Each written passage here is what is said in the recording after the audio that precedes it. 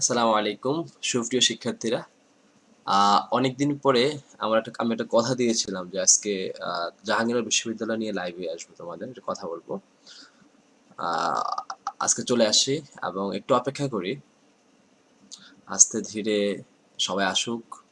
নামাজের সময় হয়েছে, নামাজ শেষ হলে তারপর আসুক। তার আগে সবাই একটু বলো যে সাউন্ড ক্লিয়ার কিনা। আর হ্যাঁ, লাইভটি একটু শেয়ার দিয়ে রাখো সব জায়গায়।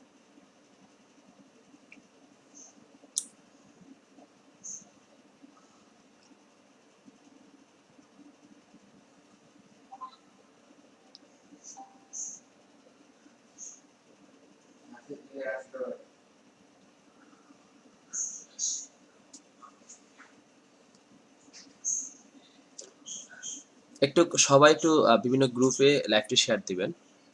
আর লাইভটি খুবই ইম্পর্টেন্ট। অনেকে হয়তোবা এই ক্লাসটা যেন মিস করতে না পারে, সেই জন্য আপনারা একটু যত দ্রুত সম্ভব সবাইকে শেয়ার দিয়ে রাখবেন নিজের টাইম লাইনে। আর অবশ্যই চেষ্টা করবেন যে আমাদের এই ক্লাসটি, আজকের আমি আবার বলছি, আজকের ক্লাসটি আপনার জন্য এতটা গুরুত্বপূর্ণ যে আশা করি এই ক্লাসটি থেকেও কোশ্চেন আসতে পারে। বাংলার যত কোশ্চেন আসবে এই ক্লাসটি থেকে কোশ্চেন আসতে পারে। এই জন্য এই ক্লাসটি সবাই একটু গুরুত্ব দিয়ে ক্লাসটা করবেন। যারা এখনো ক্লাসে আসে সবাইকে একটু মেনশন দিয়ে রাখুন, দ্রুত ঝটপট একটু মেনশন দিন আর ক্লাসটি শেয়ার করুন।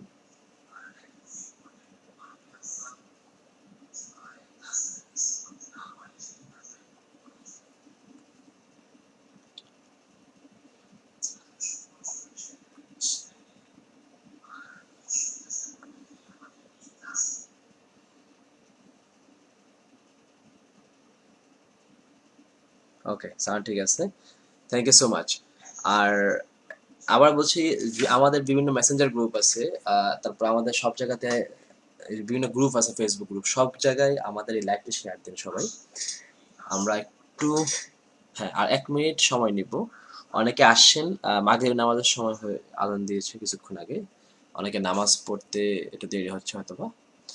আহ, হ্যাঁ, আমি একটু একদম সময় না, একদম সময় পাচ্ছি না জাহাঙ্গীরনগরের উপর ক্লাস নেওয়ার জন্য। এই জন্য আমি আন্তরিকভাবে দুঃখিত, কিন্তু আজকে ইনশাল্লাহ চেষ্টা করব ক্লাসটা একদম ভালোভাবে শেষ করে দেওয়ার। আজকে আমরা দুইটা টপিক নিয়ে আলোচনা করব। ফার্স্ট হচ্ছে জাহাঙ্গীরনগরের কোশ্চেনগুলো একটু দেখাবো, অ্যানালাইসিস করব। আর এরপরে সাথে সাথে আমরা আমরা একটা পিডিএফ দেখাবো। এই যে পিডিএফ থেকে হুবহু কোশ্চেন কমন আসতে পারে। আমরা একটা পিডিএফ দেখাবো, আবার বলছি, আমরা একটা পিডিএফ দেখাবো যে পিডিএফটা থেকে হুবহু কোশ্চেন কমন আসতে পারে ইনশাআল্লাহ, বাংলার জন্য। হ্যাঁ, এমন একটা এই একটু পরে দেখবেন কিছু গুরুত্বপূর্ণ ইস্যু দেখাবো যেগুলো থেকে কোশ্চেন আসবে। আজকের ক্লাসটা অনেক অনেক বেশি গুরুত্বপূর্ণ। যারা জাহাঙ্গীরনগর বিশ্ববিদ্যালয়তে F unit, B unit, C ইউনিটে এবং C1 এই ইউনিটগুলোতে পরীক্ষা দিবেন, আপনাদের জন্য আজকের ক্লাসটা অনেক অনেক বেশি গুরুত্বপূর্ণ বাংলার জন্য। আজকের ক্লাসটা করলে আশা করি আপনার বাংলাতে একদম সম্পূর্ণ ফুল মার্কস অ্যান্সার করার সম্ভাবনা আছে। শুধু একটু ক্লাসটা করতে হবে, ঠিক আছে? এজন্য আমি হ্যাঁ, ওকে, তো দেখি কারা দেখছেন আমাদেরকে। হ্যাঁ, অনেকেই দেখছেন, এজন্য আপনাদেরকে good, thank you so much. আস্তে আস্তে সবাই চলে আসতেছে। কিন্তু আমি আবার বলছি, আজকের ক্লাসটা আমাদের হঠাৎ করে নেওয়া, আগের থেকেই কোনো ঘোষণা ছিল না। হ্যাঁ, আসসালামু আলাইকুম। ওয়ালাইকুম আসসালাম। হ্যাঁ, আমাদের অনেক সেকেন্ড টাইম স্টুডেন্ট এখানে দেখতেছেন, ফার্স্ট টাইম স্টুডেন্ট দেখতেছেন। আহ, আমি আপনাদের অনেক কষ্ট শুনি, অনেক কষ্ট জানি, এবং এই কষ্টগুলো আমি চাই না এখন আবার রিপিট করতে। এখন আমি আজকে শুধু পড়াবো। হ্যাঁ, আমি আর অতিরিক্ত কোনো কথা বলবো না, শুধু পড়ানোর জন্য আজকে টানা 1 থেকে 2 ঘন্টা সময় আমি হাতে নিব। এখন আগে বলেন যে 1 থেকে 2 ঘন্টা সময় আপনারা ক্লাসটা করতে পারবেন তো, নাকি মানে ধৈর্য ধরে থাকতে পারবেন তো? শুধু দেখে যাবেন। আর ক্লাসটা শেষ হলে তখন স্ক্রিনশট নেবেন, ভিডিও থেকে স্ক্রিনশট নেবেন, ঠিক আছে? আবার বলছি, ক্লাসটা শুধু করে যাবেন, ক্লাসটা শেষ হলে শুধু আমাদের স্ক্রিনশটগুলো আপনি নেওয়ার চেষ্টা করবেন। আমাদের ক্লাস থেকে কিছু গুরুত্বপূর্ণ জিনিস আমি দেখাবো, যেগুলো আপনি জাহাঙ্গীরনগরের জন্য মোস্ট ইম্পর্টেন্ট। এখান থেকে হুবহু কোশ্চেন আসবে। হ্যাঁ, কিছুক্ষণ পরে আমি দেখাবো আপনাদের সবকিছু। হ্যাঁ, থ্যাংক ইউ সো মাচ অনেকেই। ওকে, আরেকটা কথা, আরেকটু সময় নেব, সেটা হচ্ছে যে যারা শেয়ার করেছেন ভিডিওটা, অর্থাৎ বিভিন্ন জায়গাতে, একটু কষ্ট করে আপনারা একটু ডান লিখেন যে হ্যাঁ, বিভিন্ন লাইভে, তারপরে বিভিন্ন ক্লাসে, তারপরে বিভিন্ন গ্রুপে, নিজের টাইম লাইনে, যে যেখানে পারেন সেখানে একটু ডান লিখবেন। ঠিক আছে, আমি কয়েকটা নাম পড়বো যারা ডান লিখছেন। হুম, আমাদের কিন্তু এখনো এখনো আমাদের অল্প চোখ দেখা যাচ্ছে, রাইট।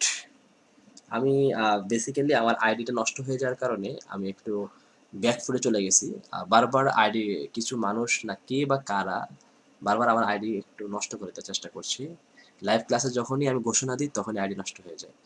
যাই হোক, আলহামদুলিল্লাহ, অনেক বাধা বিপত্তির পরেও বারবার আসতে পারে শুধু তোমাদের সহযোগিতায়, তোমাদের যথেষ্ট চেষ্টার কারণে আমি বারবার ক্লাস ফিরে আসতে পারতেছি, হ্যাঁ, এবং এখনো ভালো অবস্থায় আছি।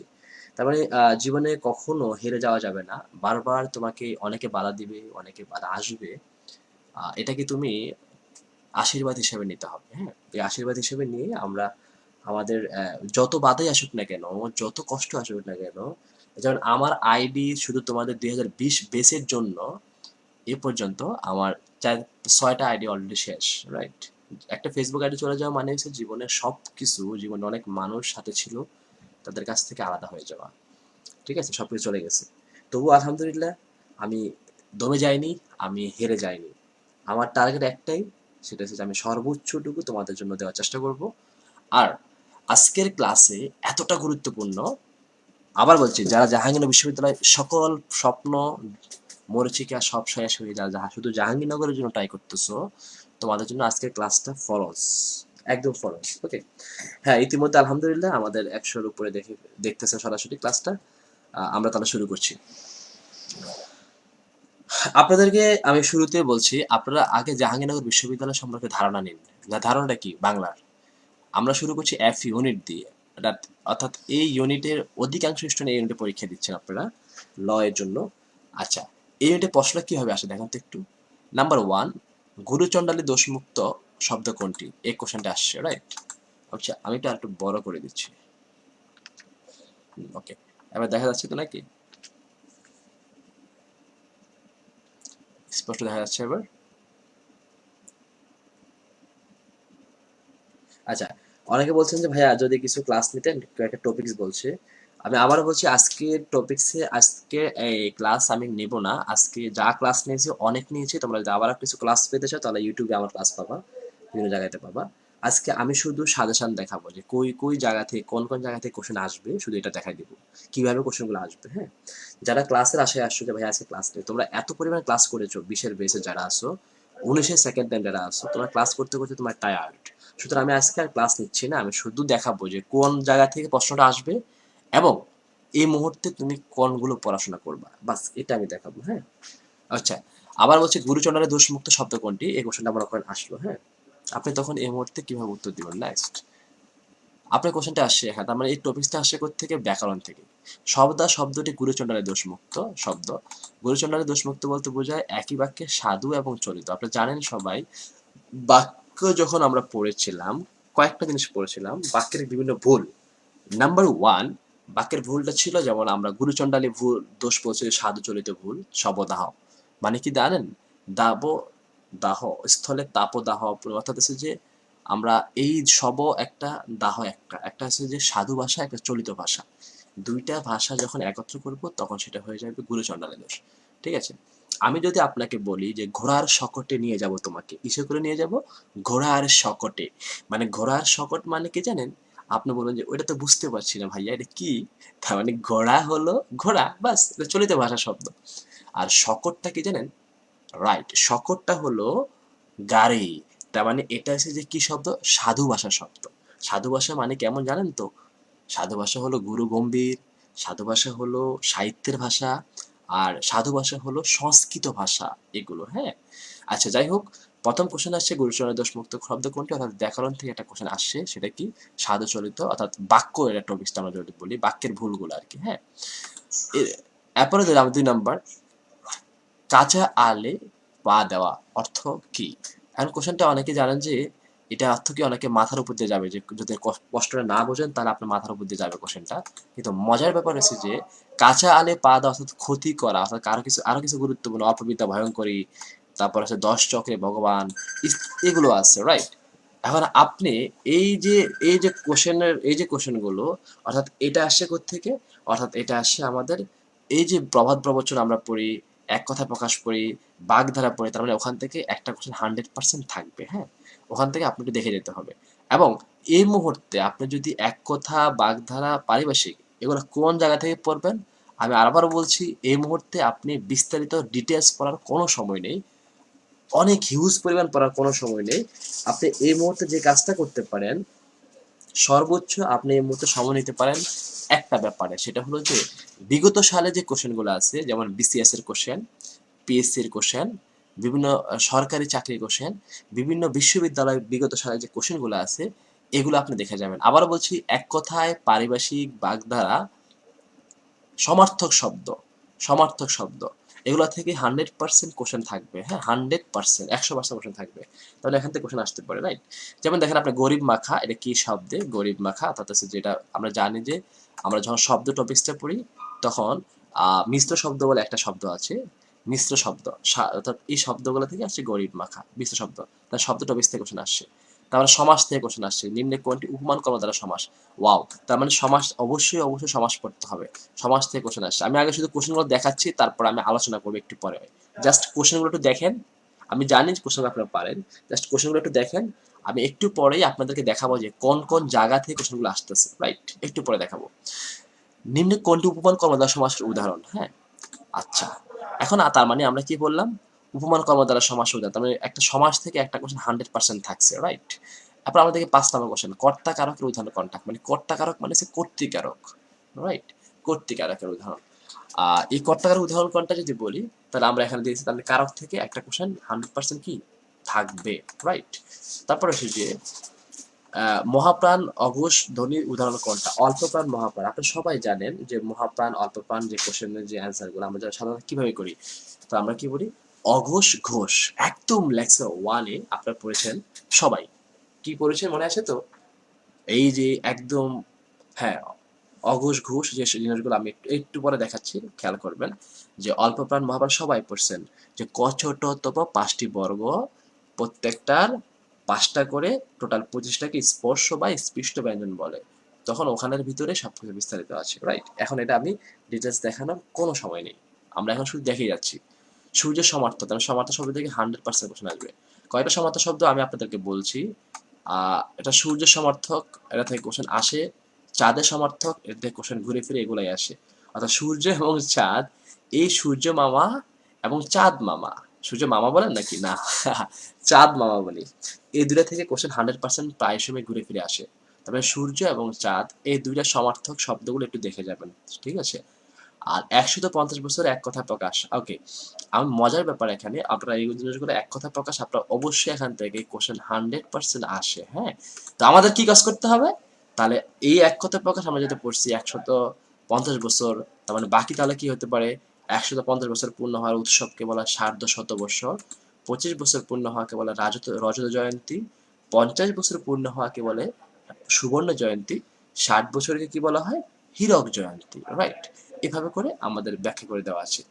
আমরা আবার বলছি, নিম্নের কোনটি মৌলিক শব্দ? আপনি এই কোশ্চেনটা খুব ভালো করে পারেন। মৌলিক মানে হচ্ছে যা আছে তাই থাকবে, রাইট? আর সাধিত মানে হচ্ছে নতুন কিছু আসবে। যেমন হাত, এই হাত এটা হচ্ছে মৌলিক। আচ্ছা বলেন তো, হাতের কি নতুন কিছু আসছে? আসে নাই। আমি বলি হাতের, তার মানে নতুন কিছু আসছে, তার মানে সাধিত শব্দ। আমি যদি বলি ফুল, ওকে, নতুন কিছু আসছে। যদি বলি ফুলের, আবার যদি বলি ফুল, এটা হচ্ছে মৌলিক শব্দ। আপনি ফুলটাকে ভাঙেন, আপনি আলাদা করলেন, তাহলে কি হয়েছে, ফু এবং ল। এটা কিন্তু নতুন শব্দ হয়েছে বলেন? হয়নি। তার মানে যদি নতুন শব্দ হয় তাহলে হবে ফুলের, ওকে, এর আসছে নতুন করে, তখন কি হতো, এটা ফুল যোগ এর, তখন হতো এটা সাধ্য শব্দ। তার মানে মৌলিক মানে যা আছে তাই থাকবে, ওকে, সিম্পল। তার মানে মৌলিক পারতেছে। 10 নম্বর কোশ্চেনে, বিশেষ্য দ্বিত্ব এর উদাহরণ কোনটি? আবার বলছি, বিশেষ্য দ্বিত্ব এর উদাহরণ কোনটি? ওকে, তার মানে দ্বিত্ব মানে দ্বিরক্তি, অর্থাৎ এমন কোনটা আছে যে যেটাতে দ্বিরক্তি আছে এবং সেটা বিশেষ্য যুক্ত আছে, রাইট? সেটা কোনটা আমরা দেখি। পাগল হইয়া ফিরি বনে বনে, অর্থাৎ এখানে দ্বিত্ব, অর্থাৎ পাগল হইয়া ফিরি বনে বনে, এই যে বন, বন, আচ্ছা বনটা কি বলেন তো? বন, প্রথম যে বন, আমি বলছি যাচ্ছিস করে, বনে যাচ্ছে, তো বনটাকে বলেন তো? নাউন না? তো নাউন মানে কি, বিশেষ্য, রাইট? এখন এটাতে আছে কটা বলেন তো, বিশেষ্য কটা আছে? দুইটা আছে, বলেন তো কটা বিশেষ্য আছে? দুইটা আছে এক্স্যাক্টলি। তার মানে বিশেষ দ্বিত্ব উদাহরণ কোনটি? আপনারা অধিকাংশ সময় জাহাঙ্গীরনগর কোশ্চেনটা আপনারা বুঝতেই পারবেন না। কেন পারবেন না? কোশ্চেনটা আসে বিশেষ দ্বিত্ব কোনটি? তার মানে দ্বিত্ব মানে মাথা নষ্ট দেখি এইভাবে টপিকস তো পড়ি নাই আমি, এইভাবে টপিকস থেকে পড়ি নাই যে দ্বিত্ব জিনিসটাকে এভাবে তো পড়ি নাই, ওফ মাথার উপর দিয়ে যাবে। যেমন এখানে একটা কোশ্চেন আসছে, এই যে কর্তা, আপনি বলছেন কর্তৃক আর এক উদাহরণ কোনটা, কিন্তু এখানে বলছে কি কর্তার উদাহরণ কোনটি। ঠিক সেম এখানে একটা কোশ্চেন আসছে, আমি দেখাচ্ছি খেয়াল করবেন, এই যে কাঁচা আলে পা দেওয়া অর্থ কি? আপনি এই চিন্তাই করেন না যে ভাই কাঁচা আলে পা দেওয়া অর্থের আমি জানবো কেমনে, অথচ এটার প্রভাত প্রবচন, রাইট, এটা আপনি অ্যাভয়েড করছেন। তার মানে জাহাঙ্গীরনগরে এই প্রশ্নের যে থিমটা এটা আপনাকে আগে বুঝতে হবে, তারপর উত্তর দিতে হবে। ওকে, তারপর আমরা চাষার দুঃখ, অর্থাৎ আবার আমরা চলে আসি, এতক্ষণ ধরে আমরা দেখলাম ব্যাকরণ এবং বিদেশন থেকে কোশ্চেন আসে। এবার আমরা দেখতেছি যে সাহিত্য পাঠ থেকে অনেকেই বলেন যে ভাইয়া সাহিত্য পাঠ কি সিলেবাসের বাইরে থেকে কোশ্চেন আসে জাহাঙ্গীরনগরে? আমরা বুঝি না, আমরা জানি না, আমরা পারি না। অর্থাৎ জানি না, পারি না এই শব্দগুলো আপনাকে ইউজ করা যাবে না। অর্থাৎ পারি, পারবো, এই দুইটা শব্দ সবচেয়ে ইউজ করতে হবে। ওকে, আপনি এতক্ষণ আপনি বিরোচন এবং ব্যাকরণটা দেখিয়েছি, এখন দেখেন আপনার চাষার দুঃখ প্রবন্ধে কন যদি উল্লেখ আছে, তার মানে আমাদের ফার্স্ট পেপার থেকে কোশ্চেন আসছে কি আসে নাই? আসছে। চাষার দুঃখ প্রবন্ধে ইউরোপীয় যুদ্ধের কথা বলা হয়েছে। রোকেয়া সাখাওয়াত হোসেন রচিত চাষার দুঃখ শীর্ষক রচনাটি বাংলা একাডেমি প্রকাশিত রোকেয়া রচনাবলী থেকে চয়ন করা হয়েছে, রাইট। ওকে, তার মানে আমরা কি বললাম? চাষার দুঃখ থেকে উল্লেখ করা হয়েছে, রাইট। এবার দেখি 12 নম্বর কোশ্চেন, ক্ল্যাশ ক্ল্যাশ, তার মানে এটা স্বরসঙ্গতি, রাইট। আবার বলছি এটা কি বলেন তো, ক্ল্যাশ থেকে ক্ল্যাশ, এটা ধ্বনি পরিবর্তন থেকে আসে। তার মানে আমরা যদি বলি ব্যাকরণ থেকে আরেকটা কথা ধ্বনি পরিবর্তন। আবার তৎসম সমাস, অর্থাৎ একই পরীক্ষায়, অর্থাৎ একই এফ ইউনিটে একটা জায়গাতে তিনটা সমাসের কোশ্চেন আসছে, রাইট, তিনটা। তদ্ভব কোন ধরনের শব্দ, শব্দ থেকে এই পর্যন্ত দুইটা শব্দ, দুইটা কোশ্চেন আসছে, দুইটা থেকে, হ্যাঁ তিনটা কোশ্চেন শব্দ থেকে। তার মানে আমি আবার বলছি শব্দটা থেকে 100% কোশ্চেন আসবে, এটা ভালো করে পড়তে হবে। সমাজটা থেকে 100% কোশ্চেন আসবে, এটা বলতে হবে। তার মানে ঘুরে ফিরে জাহাঙ্গীরনগর যারা কর্তৃপক্ষ আছেন, আমার কাছে মনে হয় তাদের কাছে এই টপিকস গুলাই বারবার চোখের সামনে পড়ে। আপনি যদি এখন হিজিবিজি করে যা আছে পৃথিবীর সব পড়েন আর বলেন যে জাহাঙ্গীরনগরের প্রশ্ন কমন পড়ে না, জাহাঙ্গীরনগরের প্রশ্ন বইয়ের বাইরে থেকে আসে, জাহাঙ্গীরনগরের প্রশ্ন এলোমেলো হয়, এটা আপনার সমস্যা, এটা কর্তৃপক্ষের সমস্যা না। কারণ আপনাকে প্রশ্নটা ধরতে হবে, প্রশ্নটা বুঝতে হবে, রাইট।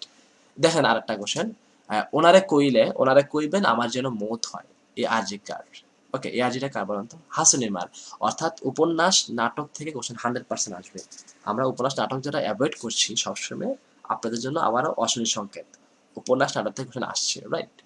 ওকে, প্রদীপ নিভে গেল বাক্যটি কোন অতীত, অর্থাৎ তার মানে বর্তমান কাল, অতীত কাল, ভবিষ্যৎ কাল, ঠিক আছে। এগুলো থেকে কোশ্চেন আসছে, কারণ বিপরীত শব্দ আসছে, বাগধারা, বিপরীত শব্দ বাগধারা। তারপরে হচ্ছে এই যে দেখেন, তার মানে অপূর্ণ মাত্রা, পূর্ণ মাত্রা, রাইট, এটা আমি ক্লাসে দেখিয়েছিলাম আপনাদের অনেককে বিভিন্ন জায়গাতে। তার মানে এটা দেখেন একটু, জ্যোতি বা স্যাদ চিহ্ন, একটি অপূর্ণ বাক্যের পর অন্য একটি বাক্য অবতরণ করতে হলে কোন চিহ্ন ব্যবহৃত হয় বলেন তো? কোন চিহ্ন বলেন তো, দেখি কে বলতে পারবেন কোন চিহ্ন? ড্যাশ চিহ্নের ব্যবহার, রাইট। কিন্তু আমি আরেকটা এখানে কিছু তথ্য আরেকটা বলি, পূর্ণচ্ছেদের বাংলা কি বলতে পারবেন? মানে আমি একটা কথা বলি, বলেন তো সেমিকোলন, আমি একটু কমেন্টস পড়বো এখন, বলেন তো সেমিকোলন এর বাংলা কি? বলেন তো সেমিকোলন এর বাংলা কি? দেখি আপনার মনে আছে কিনা, সেমিকোলন এর বাংলা কি? সেমিকোলন এর বাংলা কি? জটপট উত্তর দেন, আমি দেখি সবার মনে আছে কিনা, একটু দ্রুত বলেন। সেমিকোলন এর বাংলা কি? সেমিকোলন এর বাংলা কি? তারপর আছে যে, হ্যাঁ, দাড়ি এর বাংলা কি? কমা এর বাংলা কি? আচ্ছা সেমিকোলন আমরা বাংলাতে কি বলবো? কমা এর বাংলাতে কি বলবো দেখি? এগুলো কোশ্চেন আসে, হ্যাঁ। আপনি যদি ইংলিশটা পারেন তাহলে তো হবে না, আপনার বাংলাকে বলতে হবে, রাইট। এক্স্যাক্টলি বাংলা বলতে হবে, হ্যাঁ। বলেন দেখি তো, দ্রুত উত্তর দেন, অনেক উত্তর দিচ্ছেন না কেন? দ্রুত উত্তর দিতে হবে আপনাদের, ঝটপট উত্তর দিতে হবে ভাই। আর যারা এখনো শেয়ার দেননি, শুধু দেখতেছেন, তা আপনাদের জন্য কি বলবো, যাই হোক বলার কিছু নাই, একটু শেয়ার দিয়ে রাখেন। হুম, রাইট, জারিফা সুলতানা, হ্যাঁ কন্ট্রোভার্সি, এক্স্যাক্টলি, চমৎকার। আর কি? আর কি, হ্যাঁ রাইট। আমি আবার বলছি সেমিকোলন এর বাংলা কি, কমা এর বাংলা কি, রাইট। পূর্ণচ্ছেদ কাকে বলে, পূর্ণচ্ছেদ জিনিসটা কি? হুম, আরেকটু সংকেত দিচ্ছি আপনাদেরকে, বলছি আমি শোনেন। একটা হচ্ছে যে পূর্ণচ্ছেদ, একটা হচ্ছে পাদচ্ছেদ, একটা হচ্ছে অর্ধচ্ছেদ, রাইট? ওকে, সেমিকোলনটা আর কমা যেটা, পূর্ণচ্ছেদ হচ্ছে দাড়ি, আবার বলছি পূর্ণচ্ছেদ হলো দাড়ি, পূর্ণচ্ছেদ হলো কি দাড়ি, এটা হচ্ছে এটাকে দাড়ি, রাইট? আপনি যখন দাড়ি দিবেন সেটা হচ্ছে পূর্ণচ্ছেদ। এই যে আমাদের দাড়িটা আছে আমরা, রাইট, এটাকে আমরা কি বলবো জানেন? এটা হলো আমাদের পূর্ণচ্ছেদ, রাইট? এই দাড়িটা হচ্ছে কি বলেন তো? পূর্ণচ্ছেদ, ঠিক আছে? এটা হচ্ছে পূর্ণচ্ছেদ। আর সেমিকোলনটা হচ্ছে পাদচ্ছেদ। আর সেমিকোলনটা হচ্ছে কি বলেন তো? না, অর্ধচ্ছেদ। থ্যাংক ইউ সো মাচ, অর্ধচ্ছেদ। আর তাহলে কমা কি বলেন তো? কমা হচ্ছে পাদচ্ছেদ। মাথা রাখতে হবে, কমা হলো পাদচ্ছেদ, সেমিকোলন মানে কমার অর্ধেক, এটা হচ্ছে যে অর্ধচ্ছেদ, আর দাড়ি হলো পূর্ণচ্ছেদ। এই তিনটা জিনিস আপনাকে লিখে রাখতে হবে, তিন জিনিস মনে রাখতে হবে, হ্যাঁ? এটা খুবই গুরুত্বপূর্ণ। আচ্ছা যাই হোক, দুটি চোখের কোটরে কিসের রং আছে? অর্থাৎ হচ্ছে যে তার মানে ফার্স্ট বার থেকে কোশ্চেন আসছে, ফিরিয়ে দাও কাব্যগ্রন্থ, তার মানে প্রথম পত্র থেকে কোশ্চেন আসছে। তার মানে এই যে দেখেন, এক কথা প্রকাশ, অর্থাৎ আমরা দেখলাম এক কথা প্রকাশ থেকে কোশ্চেন আসছে এ পর্যন্ত তিনটা, অর্থাৎ একটা পরীক্ষাতে, অর্থাৎ একটা ইউনিটে, এক ইউনিটে এক কথা প্রকাশ থেকে তিনটা কোশ্চেন চলে আসছে, শব্দ থেকে তিনটা কোশ্চেন আসছে, সমাস থেকে তিনটা কোশ্চেন আসছে, পদ থেকে আসছে। অর্থাৎ এই টপিকসগুলো আপনাকে 100% ভাবে দেখে যাবে। বিপরীত শব্দ থেকে এরা সহ দুইটা কোশ্চেন আসছে, তার মানে এটা থেকে কোশ্চেন 100% বিপরীত শব্দ সমার্থক এগুলো থেকে কোশ্চেন আসবে। আপনি কোনোভাবেই এটাকে অ্যাভয়েড করা যাবে না, রাইট? যে এফ ইউনিটের ওটা একটা সেট ছিল, আর একটা সেট আছে প্রকৃতি প্রত্যয়, তার মানে একটা সেটে প্রকৃতি প্রত্যয় থেকে কোনো কোশ্চেন আসেই নেই, বাট আরেকটা সেটে প্রকৃতি প্রত্যয় থেকে কোশ্চেন আসছে, ঠিক আছে? ওকে, তার মানে আমরা এতক্ষণ ধরে যেটা দেখলাম, আমরা এখন আরেকটা সেট দেখার দরকার নাই, আমরা এখন দেখবো আরেকটা ইউনিট। আমরা দেখার পরে আমরা চলে যাব আজকের আরেকটা জিনিস, একটু পর আপনার যাব, এটা দেখার পরে আরেকটা জিনিস যাব, যেখান থেকে কোশ্চেনগুলো আসছে বি ইউনিটের, এফ ইউনিটের, সি ইউনিটের, বিভিন্ন জিনিসের। একটু দেখেন,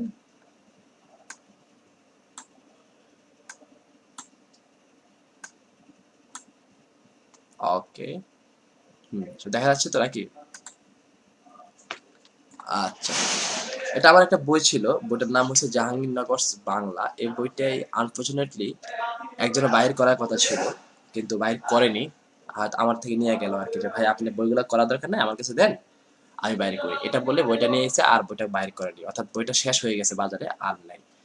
যাই হোক, তারপর আমি, আপনি একটু খেয়াল করেন, আমি বইটা একটু পুরোটা আস্তে আস্তে দেখাবো, এবং আপনারা যদি বইটা একটু স্ক্রিনশট অথবা স্ক্রিন শেয়ার করে রাখতে পারেন, অথবা এটা আস্তে দেখেন, তাহলে আপনাদের খুব কাজে লাগবে বইটা, হ্যাঁ? পুরো হুবহুব জাহাঙ্গীরনগরের যে বইটা আছে আমি দেখাচ্ছি আপনাদেরকে বইটা। আপনারা চেষ্টা করবেন যে বইটা একটু মনোযোগী দেখার জন্য, হ্যাঁ? আমি আবার বলছি, চেষ্টা করবেন যে বইটা একটু মনোযোগ দিয়ে দেখার জন্য, কারণ বইটা খুবই ইম্পর্টেন্ট। শুরু থেকে দেখাচ্ছি আমি, খেয়াল করবেন। সাহিত্য অংশ সহ আছে এখানে, সাহিত্য অংশ সহ বইটিতে আছে, ওকে?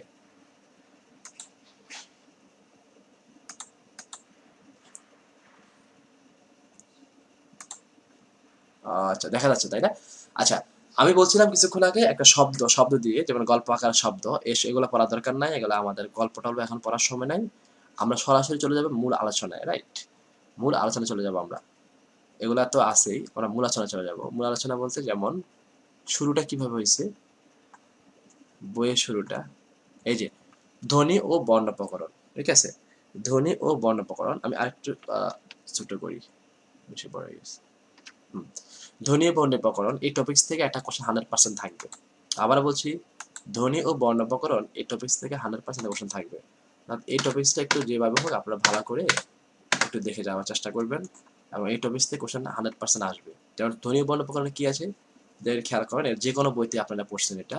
ভাষার মূল উপাদান, ভাষা শব্দের একক, তারপরে অক্ষর কি, বর্ণ কি, তার কোত্থেকে কি আসে, সেগুলো সব কিছু এই তথ্যতে আসে। তারপরে এই যে চকটা এখানে দেখতে পাচ্ছেন আপনারা, প্রসৃত তিনটা ই, এ গোলাকৃত তিনটা, স্বাভাবিক উচ্চ উচ্চ মধ্য, নিম্ন মধ্য।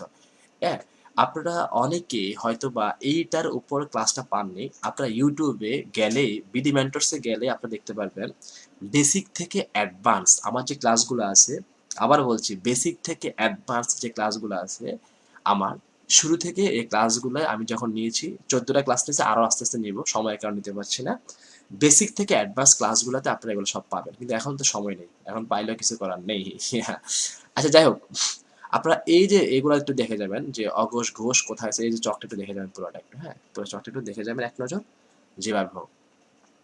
তারপর আমি আবার এই যে সন্ধি, সন্ধি থেকে একটা কোশ্চেন আসবে, রাইট? এটা আসবে কোন ইউনিটে? বি ইউনিটে আসবে এবং সি ইউনিটে আসবে। সন্ধি থেকে একটা কোশ্চেন আসে, অর্থাৎ এই সন্ধি টপিক্সটা একটু ভালো করে দেখে নিতে হবে আপনাকে। আর সন্ধি টপিক্সটা যেখান থেকে পড়ছেন ওখান থেকে পড়বেন, কোনো সমস্যা নাই, নতুন কিছু পড়ার দরকার নাই। আর নতুন বই পড়ার প্রয়োজন নাই, পুরাতন যা পড়ছেন তাই। নতুন বই পড়ার কোনোভাবেই প্রয়োজন নাই। আমি এই এই এক নজর শুধু আমি ব্যাকরণটা দেখাচ্ছি, কিছুক্ষণ পরে ব্যাকরণটা দেখার পরে আমি সাহিত্য দেখাবো। সাহিত্য মানে হচ্ছে কি জানেন? কোন কোন সাহিত্যিকের বিখ্যাত গ্রন্থ, কোন কোন সাহিত্যিকের কাব্যগ্রন্থ, কোন কোন সাহিত্যিক প্রথম কি লিখেছেন, এগুলো আমি দেখাবো। আপনার ওই জিনিসগুলো একটু সব নোট করতে হবে, হ্যাঁ? এগুলো দরকার নেই, এগুলো সব পারেন আপনারা, সন্ধি পাবে পারবেন। পুরুষ ও স্ত্রী শব্দ থেকে একটা কোশ্চেন আসে এবং আসলেও আসতে পারে, কারণ এটা এটা নির্ধারিত না। আচ্ছা, দ্বিতীয় শব্দ থেকে কোশ্চেন আসে কিন্তু লেখা আসে দ্বিত্ব শব্দ, এভাবে আসে, বিরক্তি ডাইরেক্ট আসে না, লেখা দ্বিত্ব, অর্থাৎ নতুন সিলেবাসে দ্বিত্ব আসছে আর কি। আচ্ছা, শব্দ শব্দের প্রয়োগ, এই শব্দ শব্দের প্রয়োগ এখান থেকে একটা কোশ্চেন 100% থাকবে, 100% থাকবে এখান থেকে একটা কোশ্চেন শব্দ শব্দের প্রয়োগ থেকে। অর্থগত, গঠনগত, উৎসগত। তো জানেন সবাই যে অর্থগত হলো 3 প্রকার, গঠনগত হলো 2 প্রকার, উৎসগত হলো 5 প্রকার। অর্থগত কি ছাড়া মনে আছে তো? যৌগিক, রূঢ়, যোগরূঢ়।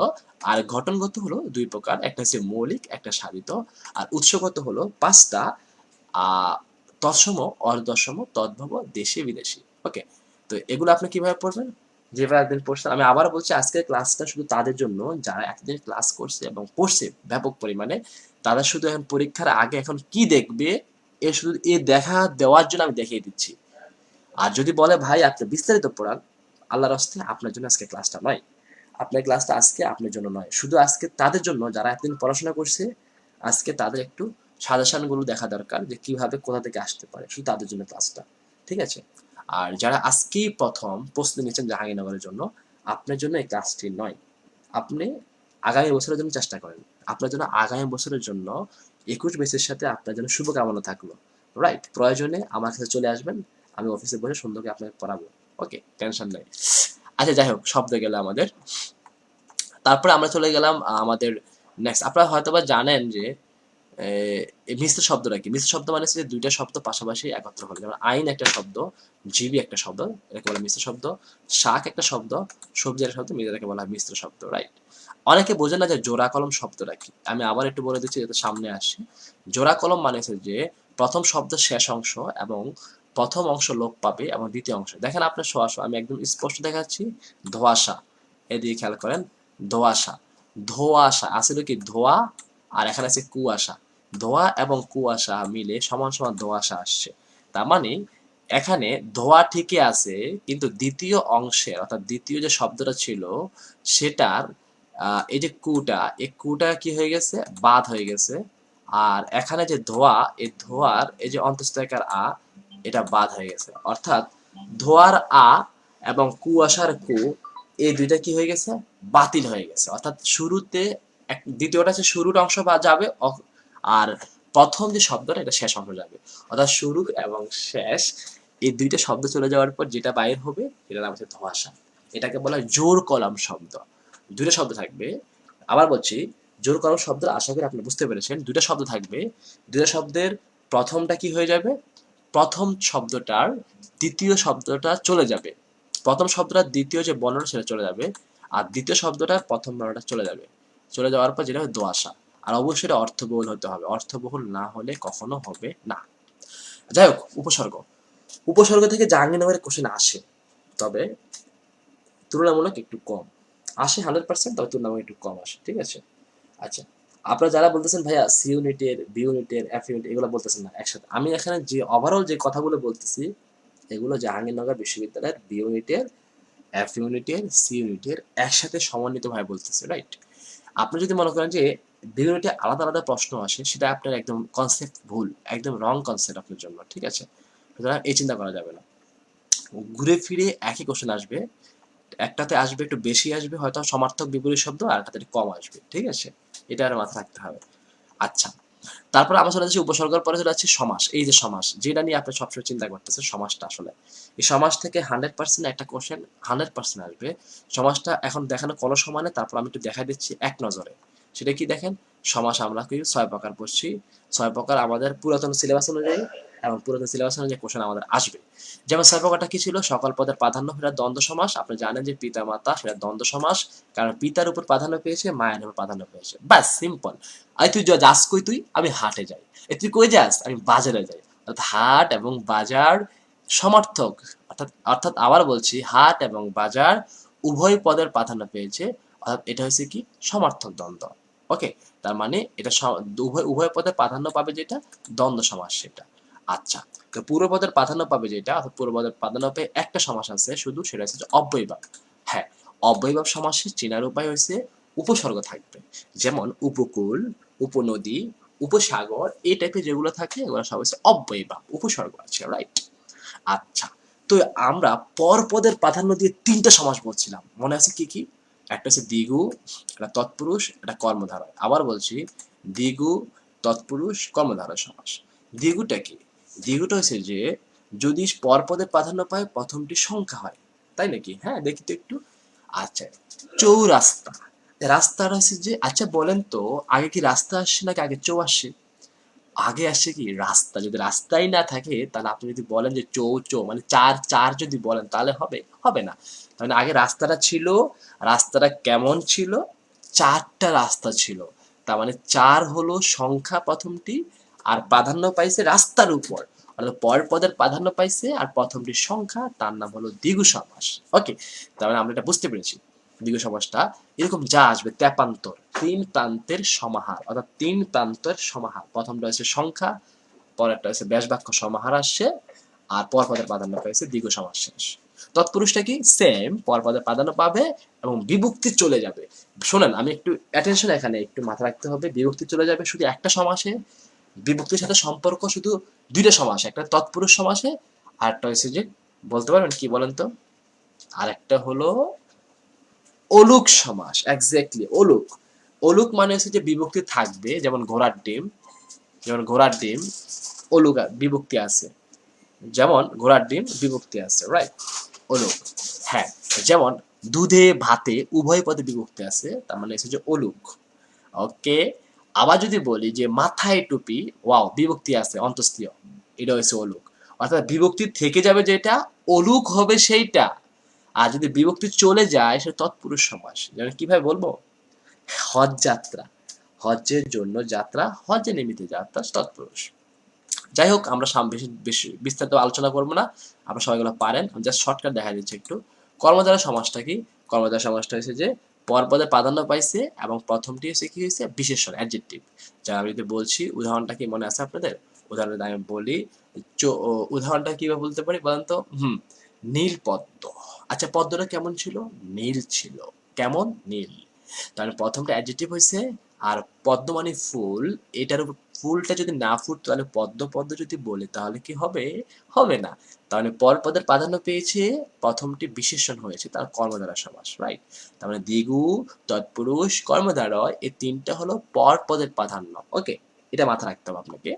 তারপর হচ্ছে কোন পদের প্রাধান্য নয়, সেটা হচ্ছে বহুব্রীহি সমাস। এটা কি জানেন কাহিনী? এটা কাহিনী একটু শোনাই আপনাদেরকে, শোনেন। মানে কোন পদের প্রাধান্য নয় মানে কি জানেন?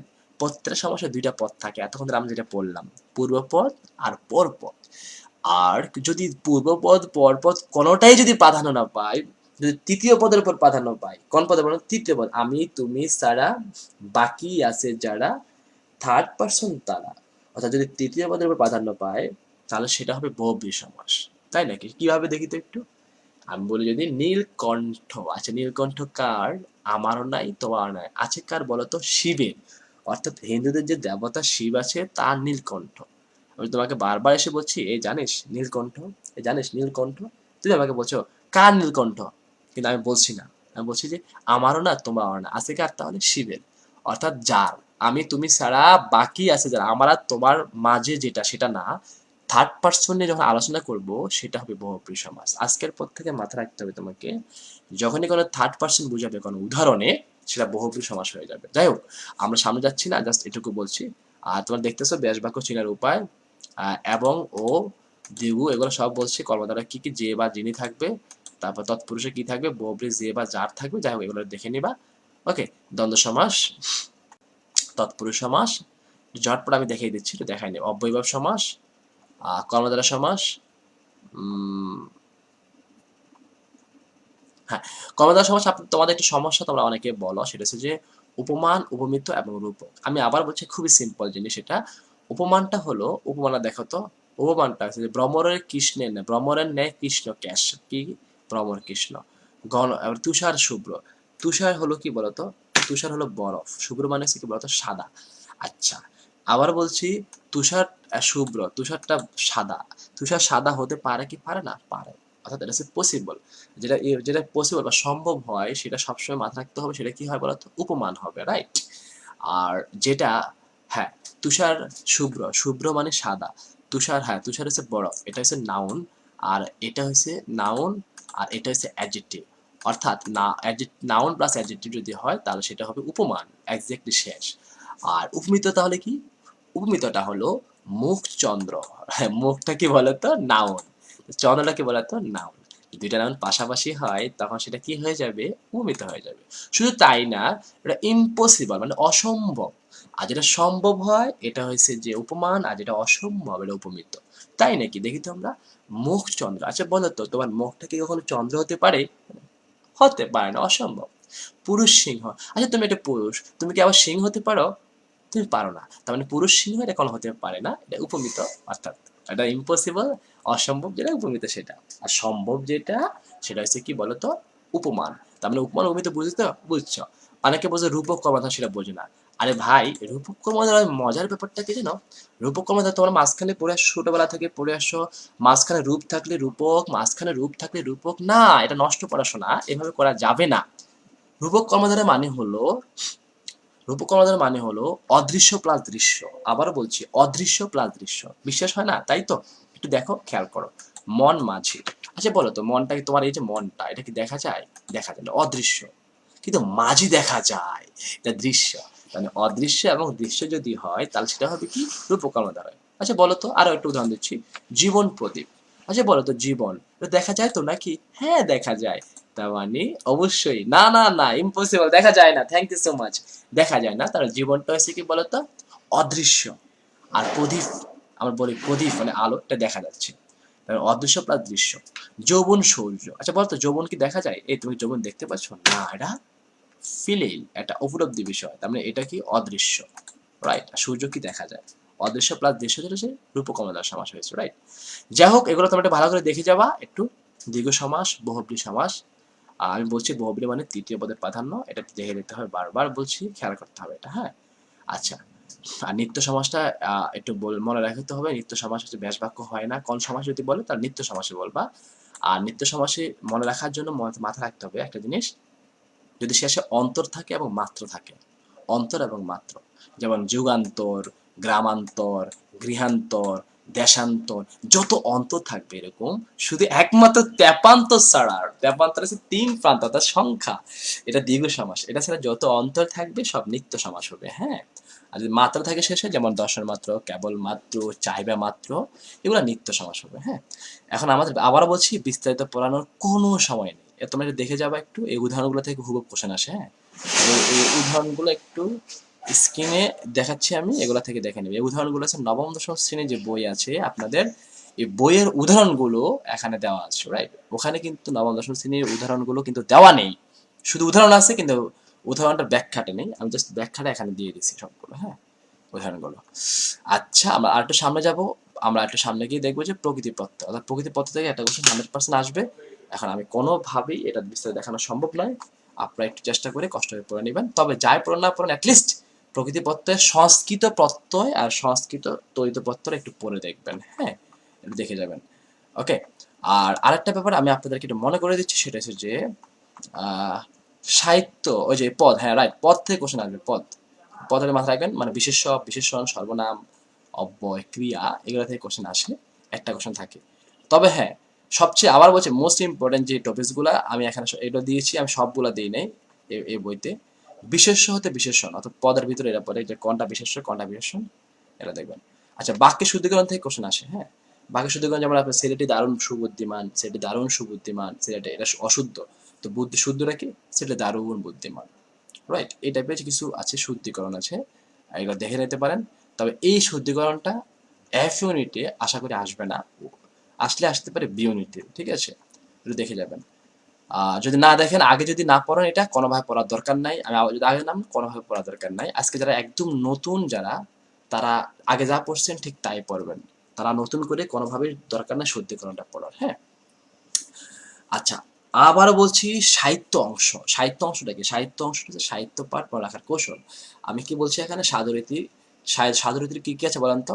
বিড়াল অপরিচিতা হয়েও চাষার দুঃখ বুঝলেন। আপনি বুঝলেন না, তাই তো? আচ্ছা, বিড়াল হইছে সাধুরীতির, অর্থাৎ সাধুরীতি মানে হচ্ছে একটু চলিত রীতি না, একটু ভাষাটা একটু সাধু ভাষায় প্রকাশ করা হয়েছে। আর অপরিচিত, আবার বলছি, বিড়াল অপরিচিত হয়েও, খেয়াল করবেন। আর যারা এখনো দেখতেছেন শেষ পর্যন্ত, অনেক অনেক ধন্যবাদ। আর যারা এখনো দেখেনি তাদেরকে মেনশন দিন এবং শেয়ার দিয়ে রাখুন। এটা ভিডিওটা পুরোটা লাস্ট পর্যন্ত একবার দেখার চেষ্টা করবেন, হুবহু। আর যাই হোক, বিড়াল অপরিচিত হয়েও চাষার দুঃখ বুঝলেন। বিড়াল অপরিচিতা, তো বিড়ালটা সাধু ভাষার, অপর চাষু ভাষা, তারপরে সাধু ভাষা, চাষার দুঃখ হলো সাধু ভাষা। এছাড়া বাকি যতগুলো আছে সবগুলো হচ্ছে চলিত রীতি রচিত, রাইট? তার মানে সাধু রীতিগুলো আপনি একটু মুখস্থ করতে হবে, হ্যাঁ? একটু মুখস্থ করে দেখবেন, আশা করি সেটা আপনারা একটু ভালো করে পারবেন। আচ্ছা, গদ্যছন্দের কবিতা কোনগুলো জানেন? ফেব্রুয়ারি 1969 নুরুল দিন নামক কিংবদন্তির কথা বলে। তার মানে ফেব্রুয়ারি 1969 এটা গদ্য ছন্দে রচিত। আর নুরুল দিন কথা মনে পড়ে যায়, এটা গদ্য ছন্দে রচিত। আমি কিংবদন্তির কথা বলছি, এটা গদ্য ছন্দে রচিত। এছাড়া বাকি যা আছে, আবার বলছি, এছাড়া বাকি যেগুলো আছে এগুলো হচ্ছে যে অক্ষরবৃত্ত ছন্দে। কিন্তু মাত্রাবৃত্ত তাহলে কোনগুলো? মাত্রাবৃত্ত হচ্ছে রক্তে আমার অনাদি অস্থি, হ্যাঁ, 18 বছর বয়স, সাম্যবাদী। এই তিনটা হলো কি? মাত্রাবৃত্ত। আর গদ্যছন্দের কবিতা শেষ হলো আমাদের তিনটা, মাত্রাবৃত্ত শেষ হলো আমাদের তিনটা। এছাড়া বাকি যেগুলো আছে হলো অক্ষরবৃত্ত ছন্দে রচিত। আশা করি আপনারা বুঝতে পেরেছেন এবং নিজেরা একটু মাথা রাখবেন, জাস্ট জটপট একটু মাথা রাখতে হবে, ঠিক আছে? পারবেন না মনে থাকতে, বলেন তো? হ্যাঁ, পারবেন না? আশা করি পারবেন। আচ্ছা, এরপর আমরা চলে যাচ্ছি অপরিচিত গল্পে আছে, জান অপরিচিত আছে গল্পটা এখন কিভাবে দেখবেন। অপরিচিত গল্পে আছে বসন্ত বাতাস, বকুল বকুল বনের কথা, কল্যাণী কথা বলতে পারে বাংলা, হিন্দি, ইংরেজি ভাষায়, বিভিন্ন ভাষায়, রাইট? মা ছেলের তীর্থযাত্রার বহন, এই, হ্যাঁ, এগুলো আছে। তারপর আছে গাড়ির আলোর নিচে ছিল সবুজ পর্দার টানা, এই কথাগুলো আছে, রাইট? মানে অর্থাৎ যেভাবে টেক্সট বুকটা পড়া উচিত ছিল আপনাদের, যারা এতদিন পড়েননি, বলে তো লাভ নেই। অর্থাৎ এইভাবে একটু টেক্সট বুকটা এইভাবে একটু পড়তে হবে আপনার। অপরিচিত গেল, এটা অপরিচিতা। ওকে, তাহলে আর একটা দেখলাম আমি আহ্বান। আহ্বানে কি বলছে? গল্পে বুড়ি কথকের জন্য প্রথমবার আম, দ্বিতীয়বার দুধ, তৃতীয়বার কচি শশা নিয়ে আসে।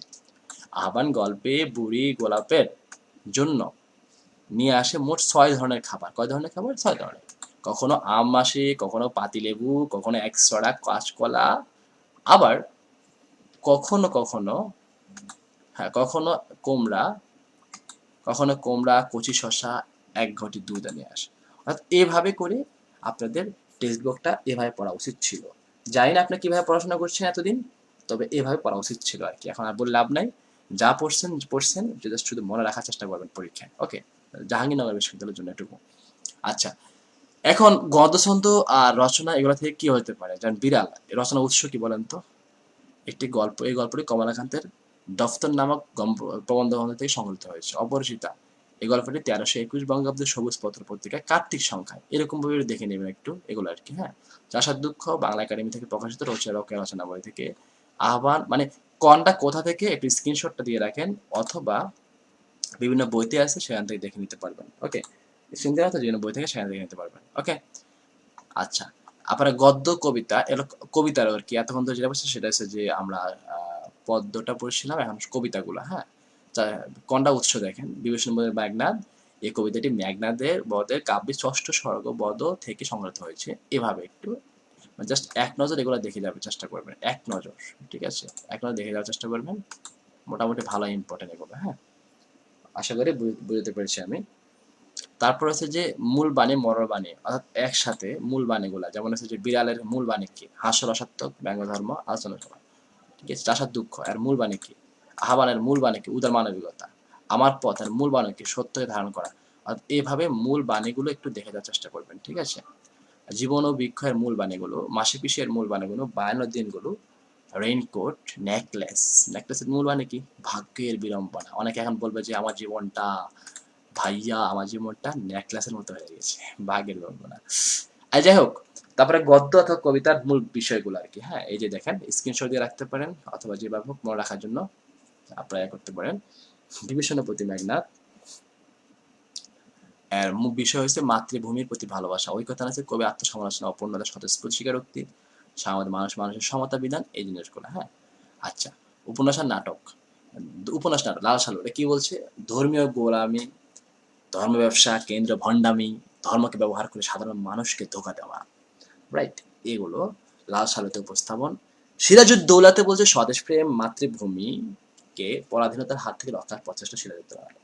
ওকে, আচ্ছা, প্রথম লাইন শেষ লাইন এটা আপনার পড়ার দরকার নাই, এটা দেওয়া হয়েছে এমনিতেই, এটা জাহাঙ্গীরনামা কোশ্চেন আসে না, এটা প্রথম লাইন শেষ লাইন। ওকে, তারপর হচ্ছে যে আমরা কবিতা খুঁড়িনাটি। খুঁড়িনাটি বলতে যে বিশ্বসভাপতি মেঘনাদে কি আছে?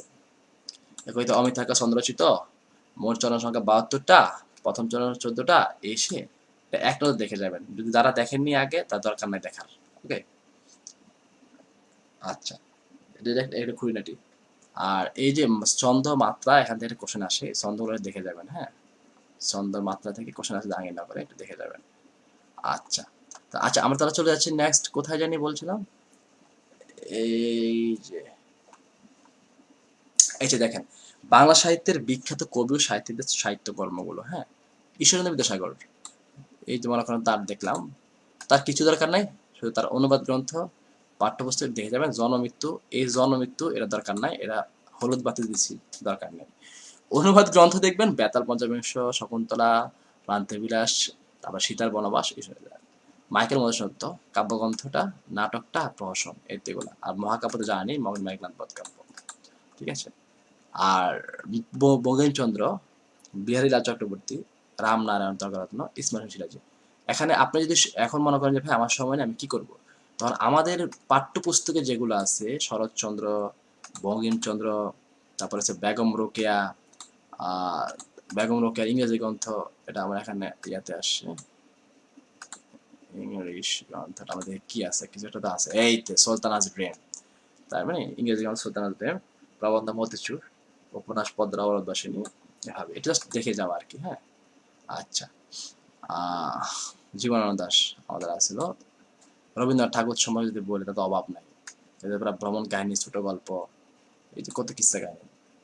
হ্যাঁ, তো ওনার থেকে একটা কোশ্চেন আসে আর কি। হ্যাঁ, দেখা যাচ্ছে উপন্যাস কি, নাটকগুলা কি, চিত্রনাট্যগুলা কি, ছোট গল্প কি, প্রবন্ধ, ভ্রমণ কাহিনী। আপনি বলতেন ভাইয়া এখানে তো অনেক, জি না, এখানে শুধু ইম্পর্টেন্ট গুলো দেওয়া হয়েছে, সবগুলো দেওয়া হয়নি, সবগুলো দেওয়া হয়নি। ওকে,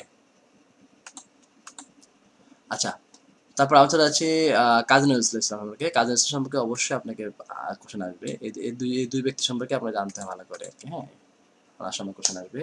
অনুবাদ, রুবাইয়াতে হাফেজ, গান বুলবুলি, গানের মালা, এগুলো একটু দেখে যাবেন। হ্যাঁ, আচ্ছা, শওকত ওসমান, হ্যাঁ ওই যা শওকত ওসমান থেকে কোশ্চেন আসবে, শওকত ওসমান থেকে কোশ্চেন আসবে। উপন্যাস তার কি? জননী, তীরদাসের হাসি, প্রস্তর পোলাও, জন্ম যদি হয় বঙ্গে, জাহান্নামতে বিদায়, নেকড়ে অরণ্য। নাটক হচ্ছে যে কি আমলার মামলা, কাকর মনে। হ্যাঁ, এতে কোশ্চেন আসে, এটা দেখে যাবেন। আর সত্যজিৎ রায়, সত্যজিৎ রায় থেকে জাহাঙ্গীরনগরের কোশ্চেন আসে দেখলাম আগে, এখন আসে কিনা জানি না, তবে আসতে পারে। তার পথের পাঁচালী, তার উপর চলচ্চিত্র, অপরাজিত, অপুর সংসার, দেবী।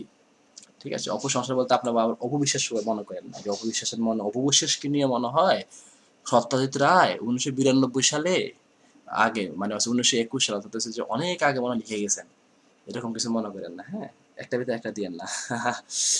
যাই হোক, ডক্টর নীলিমা ইব্রাহিম, তার থেকে কোশ্চেন আসবে। নীলিমা ইব্রাহিমটা অবশ্যই important, most important.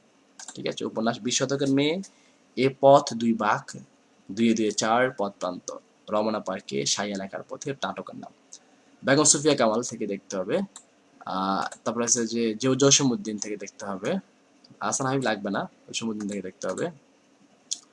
Manik Bandyopadhyay, Manik Bandyopadhyay আপনার দেখতে হবে একটু। মানিক বন্দ্যোপাধ্যায় আবার বলছি, কাব্যগ্রন্থ পুতুল নাচের ইতিকথা, দিবারাত্রি কাব্য, তারপর হলো যে পদ্মা নদীর উপন্যাস, পদ্মা নদীর মাঝি, ইতিকথার পরের কথা, শোনার চেয়ে দামি, শহরতলির জননী। আর এগুলো দেখে দিতে হবে। পারবেন না? কি বলেন, সবাই একটা আওয়াজ দেন, পারবেন কিনা? হ্যাঁ, এবার দেখি আমরা বাংলা সাহিত্যের বিভিন্ন রচনার উপজীব্য। উপজীব্য জিনিসটা কি, যেমন শ্রীকৃষ্ণ কীর্তন, এটা খুবই খুবই গুরুত্বপূর্ণ, এগুলো একটু দেখে যান এক নজর, যদি তারা একটু স্ক্রিনশট দিয়ে রাখতে পারেন অথবা একটু পরে ভিডিওটা টেনে টেনে দেখতে পারবেন। আর ভিডিওটা আমাদের ইউটিউবে থাকবে, বিডি ম্যানফিস ইউটিউব চ্যানেল থাকবে। রচনার নাম শ্রীকৃষ্ণ কীর্তন, বিষয়বস্তু হচ্ছে রাধা কৃষ্ণের প্রেম লীলা। রচনার নাম হচ্ছে সূর্য দিগল বাড়ি, বিষয়বস্তু হচ্ছে যে পল্লী বাংলার জীবন, অর্থাৎ এই টাইপের বিষয়বস্তু। রচনার নাম এবং বিষয়বস্তু একবার দেখে যাবেন, মনে থাকলে থাকবে, না থাকলে বাদ দেন, সমস্যা নেই, কিন্তু চেষ্টা করবেন একবার দেখে যাওয়ার অ্যাটলিস্ট, ঠিক আছে? আবার বলছি, মৃত্যু ক্ষুধা, সংসপ্তক, এটা কার, বিষয়বস্তু কি, নগর ও গ্রামীণ জীবন, সারেং বউ, দরিদ্র জীবন, সাত সাগরের মাঝি, ইসলামের ইতিহাস ও ঐতিহ্য বলা হয়েছে, নিজের স্বপ্নমহ বিচিত্র সম্ভাবনা। অর্থাৎ এই যে আমি বলতেছি, এই কয়েকটা জিনিস, যেমন হচ্ছে চিলেকোটা সেপাই, মেহমদ কাব্য, চর্যাপদ কি বলছে বলেন তো? বৈদ্য সহ জিয়াপন্থীদের দেহ সাধনার কথা বলা হয়েছে চর্যাপদে। চর্যাপদ কিন্তু আপনি মনে করবেন যে একটা উপন্যাস নাটক এরকম কিছু না, এটা একটা হচ্ছে কাব্যগ্রন্থ, হ্যাঁ, এবং এটা মাত্রাবৃত্ত ছন্দে রচিত একটা কাব্যগ্রন্থ। যাই হোক, আমরা অনেক দিচ্ছি, অনেক বলছি, বলার দরকার নাই। এই যে পদ্মা নদের মাঝে এখান থেকে কোশ্চেন আসে, ঘরে বাইরে এখান থেকে কোশ্চেন আসে, ঠিক আছে? এগুলো দেখতে যাবে। মনে রাখা ভালো, মানে মনে রাখা ভালো বলতে যে মনে রাখলে ভালো, না রাখলে এটা আপনার ব্যাপার। ওই আল্লাহ চলে গেছে।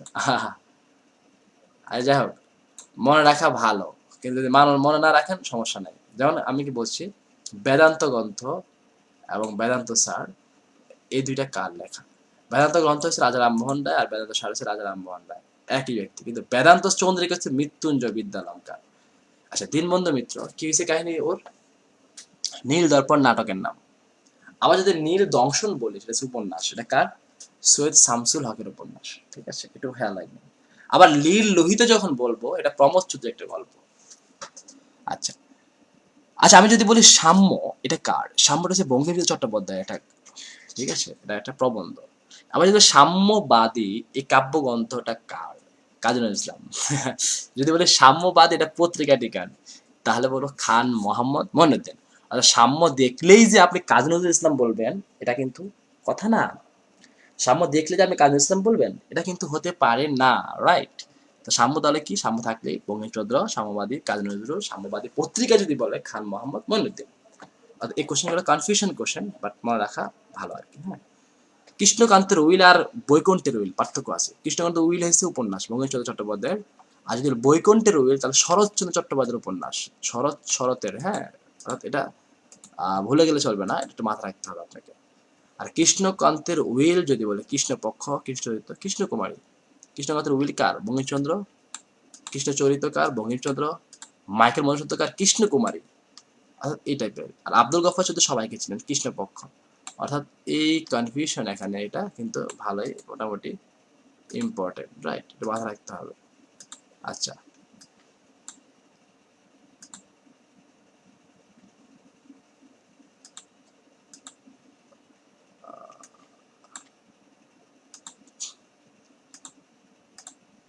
আচ্ছা, আমরা মীর মোশাররফ দরকার নাই, কাকে বলা দরকার নাই, রবীন্দ্রনাথ ঠাকুর। রবীন্দ্রনাথ ঠাকুর কি হয়েছে? রবীন্দ্রনাথ ঠাকুর নাটক হচ্ছে রক্ত করবি, আর মনির চৌধুরী হচ্ছে রক্তাক্ত প্রান্ত নাটক, আর গোলাম মোস্তফা হচ্ছে রক্ত রাগ, আর কাজী নজরুল হচ্ছে রক্তা সর দারিণী মা, এটা তার কবিতা। তার মানে আমরা বুঝলাম যে দেনা পাওনা ছোট গল্প কার, এটা বলেন তো? দেনা পাওনা কার? রবীন্দ্রনাথ ঠাকুর। আর দেনা পাওনা উপন্যাসটা কার? শরৎচন্দ্র। অর্থাৎ একই নামে অনেকেই লিখতে পারে, সমস্যা নাই, কিন্তু আমাদের এখন হচ্ছে যে একই নামে লিখলেই, ঠিক আছে, কপিরাইট আইন এসে অনেক কিছু হতে হবে। তখনকার সময় মনে হয় এত কিছু ছিল না, কেউ দেখতো, এখন বলতো তুমি এ নাম দিয়েছো, তো তুমি এ নামে উপন্যাস লেখো, আর আমি এ নামে একটা নাটক লিখবো, হ্যাঁ, এই টাইপের হয়েছে হয়তো, মানে মিলেছিল আর কি। যাই হোক, আমরা আর ওদিকে যাচ্ছি না। আপনি একটু এইগুলো একটু ভালো করে পড়াশোনা করবেন, চেষ্টা করবেন। আমরা একটু সামনের দিকে যাচ্ছি, দেখে শরৎচন্দ্র, ইসমাইল সিরাজি, ঠিক আছে? এক নজর দেখে যাবেন, এক নজর। এই যে আমি যেভাবে স্ক্রল করছি না, আপনি এভাবে সর্বোচ্চ 5 থেকে 10 ঘন্টা সময় নিয়ে যদি বাংলাটা একটু স্ক্রল করে দেখে যায় পুরো আমার এই বইটা, ঠিক আছে? এবার একটু দেখে যাবেন এভাবে। আচ্ছা, আখতারুজ্জামান ইলিয়াস, এই যে আখতার ইলিয়াস খোয়াবনা উপন্যাসকার, তার লেখা। আর যদি বলে জঙ্গনামা কাব্যগ্রন্থ, দৌলত উজির বাহারাম খান। আর যদি বলে নূরনামা, তাহলে সেটা কার? আব্দুল হাকিম। যদি বলে সফরনামা, তাহলে আবুল ফজল। অর্থাৎ নামা নামা নামা নামা দেখলেই যে আপনি আখতারুজ্জামান ইলিয়াস বলেন সেটা না, নামা দেখলেই কয়েকজন ব্যক্তির নাম আছে। আখতারুজ্জামান ইলিয়াস আছে, দৌলত উজির বাহারাম খা আছে, আলাওল আছে, এরকম আর কি। হ্যাঁ, হুমায়ুন আহমেদ। এলে বেলে, এলে বেলে কার? জিয়া হায়দার। এলে বেলে কার বলেন তো? জিয়া হায়দারের নাটকের নাম। আবার এলে বেলে রম্য গল্প হুমায়ুন আহমেদ, আমাদের বিখ্যাত, যারা হুমায়ুন আহমেদ অনেকেই সবাই ছিলেন, অনেকে বলতে সবাই ছিলেন, এখানে ছিলেন এমন মানুষ খুব কম আছে। এটা হচ্ছে যে ওনার কি বলেন তো, এলেবেলে একটা রম্য গল্প, আর এলেবেলে আর একটা হচ্ছে কি জিয়া হায়দার একটা নাটকের নাম। ওকে, আচ্ছা।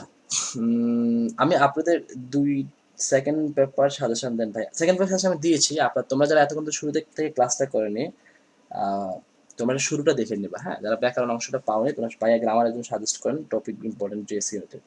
তোমরা যারা শুরু থেকে ক্লাসটা পাওনি, তোমরা শুরুতে দেখে যাবা। আমি শুরু থেকে ব্যাকরণের কয়েকটা টপিক্সের নাম বলেছি এবং কিভাবে পড়তো সেগুলো বলেছিলাম। এর বাইরে কোনো কোশ্চেন আসবে না। হ্যাঁ, এগুলো দেখে যাবা। অর্থাৎ ভিডিওটা তোমরা টেনে টেনে দেখে যাবা। যারা এখন ভিডিওটা হয়তো কিছুক্ষণ পর নাও থাকতে পারে, কারণ আমার আইডি ঠুস করে চলে যায়, আমার ক্লাস থাকে না। এই জন্য তোমরা ভিডিওটা কি করবা, টাইমলাইন শেয়ার করবা, অথবা আমি কিছুক্ষণ পরে ইউটিউবে দিয়ে দেবো। ভিডি মেন্টরস ইউটিউব চ্যানেলে আমাদের লাইভ চলছে, এটা একই সাথে আমাদের ফেসবুক গ্রুপ এবং ইউটিউবে লাইভ চলছে আর কি, ওখানে দেখতে পাবা তোমরা। আচ্ছা, হুমায়ুন গ্রন্থগুলো উপন্যাস এর পরে বিটিভিতে নাটক হিসাবে অভিনীত হয় আর কি, যেগুলো আর কি সেগুলো হচ্ছে কি সঞ্চরণ, সঞ্চয়িতা, তারপর এই টাইপের তার কিছু কাব্যগ্রন্থ আছে। যেমন শেষ লেখা, এটা কার? রবীন্দ্রনাথ ঠাকুর। শেষ প্রশ্ন উপন্যাস শরৎচন্দ্রের। শেষের কবিতা রবীন্দ্রনাথ ঠাকুর। শেষের পরিচয় হচ্ছে শরৎচন্দ্রের। মজার জিনিস কিন্তু এটা। হ্যাঁ, শেষ বিকেলের মেয়ে হচ্ছে জহির রায়হান। অর্থাৎ এই যে শেষ শেষ শেষ, এই শেষগুলো একটু একটু দেখে নেবা। শেষ কি আবার বলি, শেষ লেখা কাব্য রবীন্দ্রনাথ ঠাকুরের, আর শেষ প্রশ্ন শরৎচন্দ্র। আবার শেষের কবিতা উপন্যাসটা কার? রবীন্দ্রনাথ। আবার শেষের পরিচয় যদি বলি তাহলে সেটা শরৎচন্দ্র। যদি বলি শেষ বিকালের মেয়ে তাহলে জহির রায়হান। ঠিক আছে, এটা মাথা রাখতে হবে। আর অনুবাদ সাহিত্য, অনুবাদ সাহিত্য থেকে যেমন আছে বেদব্যাস রচিত ভগবত, এটার এটার অনুবাদ আসছে থেকে সংস্কৃত থেকে, এটা আছে শ্রীকৃষ্ণ কীর্তন। আবার বলছি, সংস্কৃত থেকে আসছে কোনগুলো? দেবদয় ভগবত, শ্রীকৃষ্ণ কীর্তন। তারপর আছে যে এটা অনুবাদককে, অনুবাদ হচ্ছে মালাধর বসু। আচ্ছা, বাল্মীকি রচিত রামায়ণটা, এটা সংস্কৃত থেকে আসছে। অনুবাদ গ্রন্থ হচ্ছে রামায়ণ অনুবাদ গ্রন্থ। আর অনুবাদক হচ্ছে যে কৃত্তিবাস চন্দ্রাবতী। ঠিক আছে, আচ্ছা এগুলো দেখে যাবা, কিন্তু এগুলো পড়লে পড়ো, না পড়লে নাই, কারণ এখন এগুলো পড়ার কোনো সময় নেই। এগুলো আগের থেকে পড়লে একটা কথা ছিল। যারা সেকেন্ড টাইম যারা অনেকে আছে তারা এগুলো আগে থেকে পড়ে আসছে, হয়তো বা পড়ছে। ঠিক আছে, বিখ্যাত নাটক, নাটক কি? রাম নারায়ণ তর্কালত্ন। আবার বলছি, নাম রাম নারায়ণ তর্কালত্ন বিখ্যাত নাটক। এটা কার? ঠিক আছে, হ্যাঁ, অনেকেই এখনো শেয়ার দাও না, কিন্তু শুধু দেখতেছো। তো শেয়ার দেওয়াটা না তোমার একান্ত ব্যক্তিগত ব্যাপার, কিন্তু অ্যাটলিস্ট যে কাজটা করতে চলেছে, যে ক্লাসটা শুরু থেকে শেষ পর্যন্ত তোমাকে এটা দেখতে হবে। কেন দেখতে হবে? একটু পরেই অথবা পরেই বুঝবা। যদি ক্লাসটা যদি মিস করো তাহলে বুঝবা যে আসলে ক্লাসটা কতটা গুরুত্বপূর্ণ। ঠিক আছে, ক্লাসটা মিস করা যাবে না। ওকে, ক্লাসটা কোনোভাবেই মিস করতে পারা এটা উচিত না। আচ্ছা, এরপরে আমি বলছি সেটা হচ্ছে যে মানচিত্র সাহিত্য কর্মের রচয়িতা কে? মানচিত্র হচ্ছে যে মানচিত্র হচ্ছে কাব্যগ্রন্থ আলাউদ্দিন আল আজাদ, মানচিত্র নাটক আনিস চৌধুরী। ঠিক আছে, বাংলা সাহিত্যের ইতিহাস বিষয়ক গ্রন্থ রামগতি ন্যায়রত্ন, এটা বাংলা ভাষা বাংলা সাহিত্যের ডাক্তার দীনেশ চন্দ্র। এটা একটা স্ক্রিনশট দিয়ে রাখো, এটা একটু স্ক্রিনশট দিয়ে রাখো সবাই, এটা একটুকু জায়গা। ঠিক আছে, হ্যাঁ, ইতিহাস বিষয় বাংলা সাহিত্যের ইতিবৃত্ত কার? এই জিনিসগুলো আর কি। হ্যাঁ, আচ্ছা, এরপরে রম্য রচনা দরকার না এখন। ভ্রমর কাহিনী, ভ্রমর কাহিনী স্ক্রিনশট দিয়ে রাখো। জসীমউদ্দিনের চলে মুসাফির, যে দেশে মানুষ বড়, এরকম। ঠিক আছে, বিখ্যাত গ্রন্থ, বিখ্যাত প্রবন্ধ। যাই হোক, এই সাহিত্যগুলো আমি জাস্ট একটু এক নজর দিলাম, কারণ সাহিত্য থেকে যদি কোশ্চেন আসে যেন তোমরা এগুলো পারো। আর যদি সাহিত্যে কোশ্চেন আসে, তাহলে এই আমার যে দেওয়া তথ্যগুলা এই সাহিত্য থেকে কোশ্চেন আসবে, এর বাইরে আসবে না ইনশাল্লাহ। আর আমি প্রথমে শুরুতে আলোচনা করেছি তোমাদের কি নিয়ে বলতো? আলোচনা করেছি তোমাদের শুরুতে ব্যাকরণ অংশ নিয়ে। তার মানে ব্যাকরণ অংশ যারা শুরুতে দেখবে তারা পাবা। আর ভাষা আন্দোলন ভিত্তিক গ্রন্থ কোনটা? আবার বলছি, নাটক হয়েছে কবর, উপন্যাস হয়েছে যে আরেক ফাল্গুন, আর্তনাদ, নিরন্তন ঘণ্টাধ্বনি, সম্পাদিত গ্রন্থ হয়েছে কি 21শে ফেব্রুয়ারি, মানে এগুলো খুব এটা খুব ইম্পর্টেন্ট, এই জিনিসটা খুব থিমটা মাথায় রাখতে হবে। চলচ্চিত্র কি ভাষা আন্দোলনের গ্রন্থ? সেটা হচ্ছে জৈবন থেকে নেওয়া। ভাষা আন্দোলনের জীবনের উপর হচ্ছে কবিতা কি? কাঁদতে আসেনি, ফাঁসির দাবি এসেছি, ভাষা আন্দোলন রচিত প্রথম কবিতা হয়েছে। এগুলো আছে। ঠিক আছে, মাহবুল আলম চৌধুরীর লেখা এগুলো। হ্যাঁ, আচ্ছা, তাহলে মুক্তিযুদ্ধ ভিত্তিক গ্রন্থ কোনটা? নাটক পায়ের আওয়াজ পাওয়া যায়, লেখক হচ্ছে শামসুল হক। তরঙ্গ ভঙ্গ সৈয়দ আলিউল্লাহ। কি চাহ শঙ্কর শিরল, বর্ণচোরা।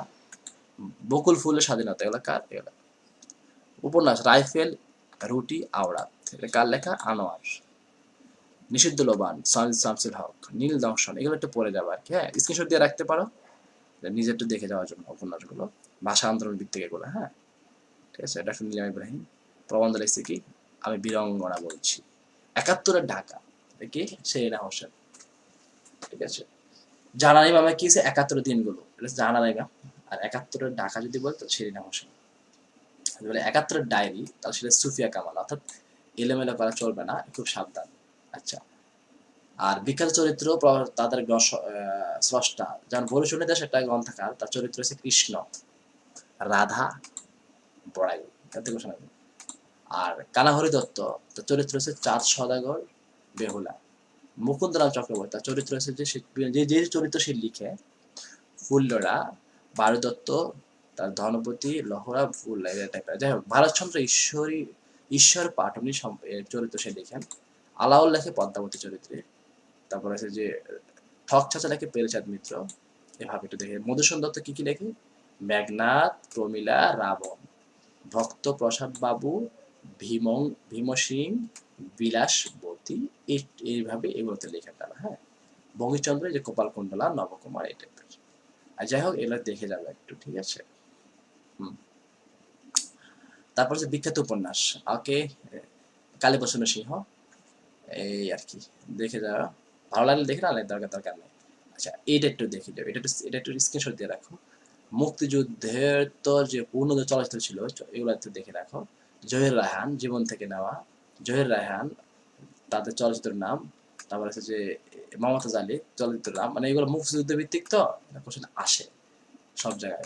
জাহাঙ্গীরনগরও আসে, বিসিএস এর কোশ্চেন গুলো আসে এগুলো আর কি। হ্যাঁ, শ্যামল ছায়া, তোমার শ্যামল বলো না, হুমায়ুন আহমেদের।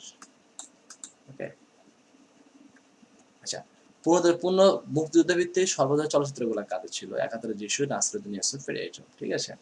মুক্তিযুদ্ধ ভিত্তিক সর্বদা চলচ্চিত্র এগুলো। List of genocide. ওকে, এটা স্ক্রিনশট দিয়ে রাখো, দ্রুত চটপট। ক্লাস শেষ করে দিতে হবে, কারণ অনেক সময় হয়েছে।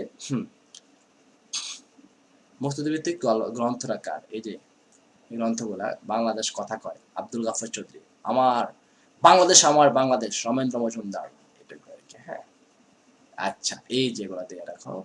আবুল মোমেন, বাংলা ও বাঙালির কথা। ৭১-এর বিজয় গাথা, মেজর রফিকুল ইসলাম। ৭১-এর বর্ণমালা, এগুলো দেখে পড়ে গেল। ঠিক আছে।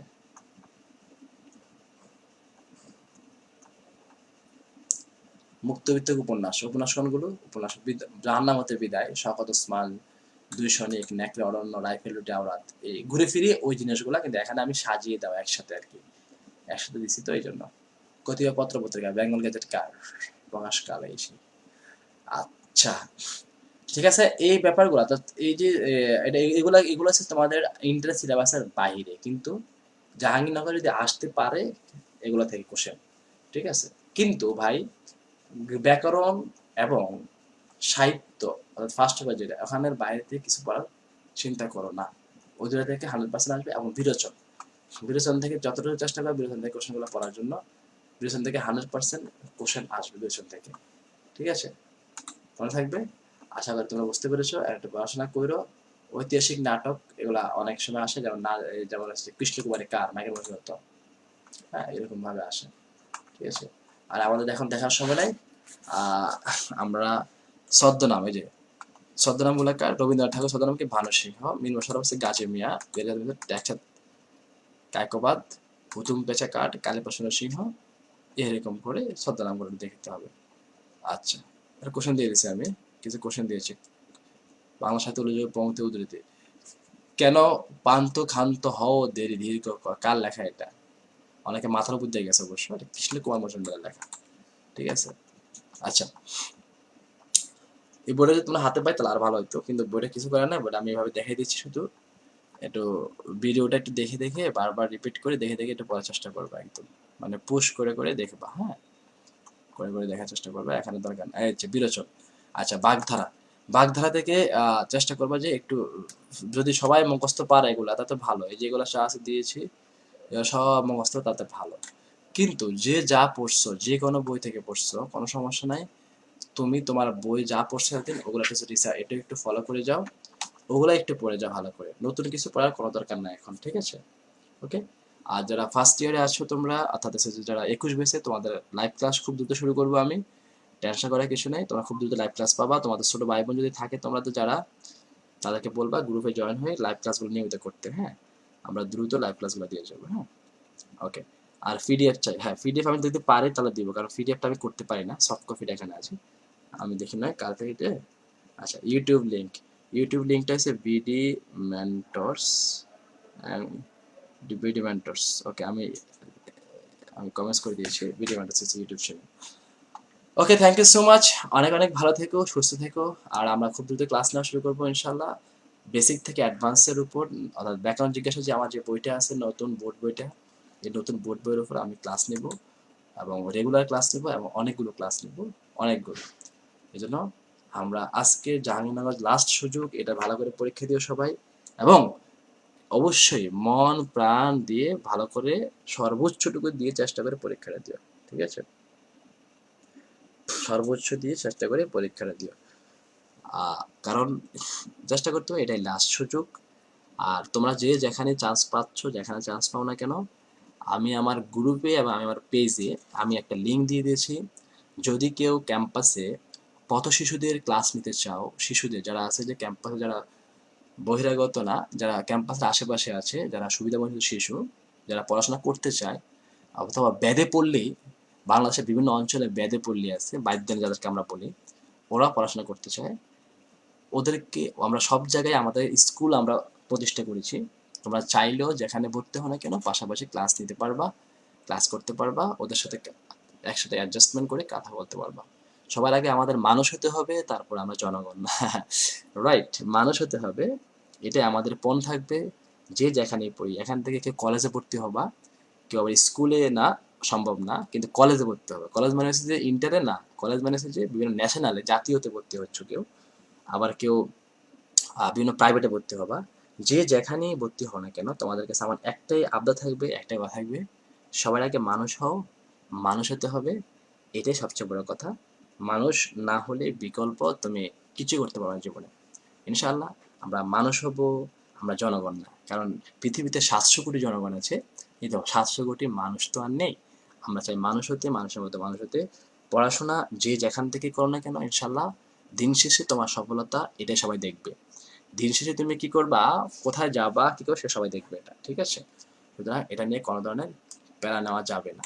ইনশাল্লাহ তোমাদের জন্য সবসময় শুভকামনা থাকবে, ভালো যেখানেই থাকো না কেন ভালো কিছু করবা, আর আমার জন্য দোয়া করবা, এবং একসাথে যেন আমরা পৃথিবীর পৃথিবীর মানুষগুলোকে সুস্থ করতে পারি। কারণ অসুস্থ রাজনীতি হয়ে যাচ্ছে, অসুস্থ বিনোদন হয়ে যাচ্ছে, অসুস্থ ফেসবুক থেকে শুরু সব জায়গায় আমাদের নোংরামি চলে যাচ্ছে।